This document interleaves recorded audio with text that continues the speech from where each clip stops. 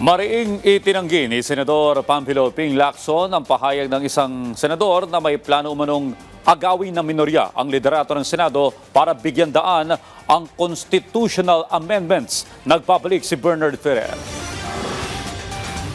Kasinungalingan, ganito ang lalarawan ni Senador Panfilo Ping Lacson ang pahayag ni Senador Amy Marcos na muna'y may planong agawin ang liderato ng Senado para bigyan daan ang constitutional amendments na magpapalawig sa termino ng matataas opisyal ng gobyerno. Ayon kay Lacson, nakabilang sa tinawag niyang Mythical 11 o Minority Bloc, kailanman ay wala siyang narinig na ganitong usapin lalo na sa kanilang mga caucus.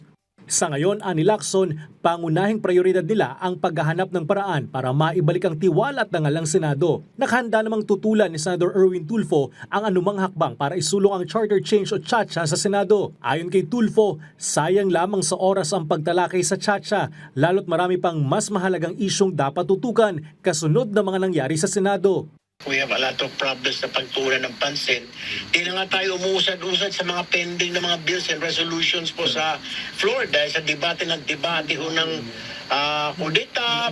Hirit pa ni Tulfo, hindi dapat manaig ang personal at political interest sa gitna ng kasalukuyang sitwasyon. Samantala, hindi pa rin humuhupang usapin ang umano'y kudeta sa liderato ng Senado dahil isang senador na lamang ang kinakailangan ng minority bloc para muling makuha ang kontrol ng mataas sa kapulungan. Sa pag-alis ni Senador Ronald Bato de la Rosa, nasa 12 miyembro na lamang ang majority bloc. Lumutang ang mga usapin ng kudeta laban kay Senate President Alan Peter Cayetano matapos ang insidente ng pamamaril sa loob ng Senado. Kabilang sa mga pangalang lumulutang na posibleng pumalit sa liderato, sina Senador Francis Chis Escudero at Senador Sherwin Gatchalian.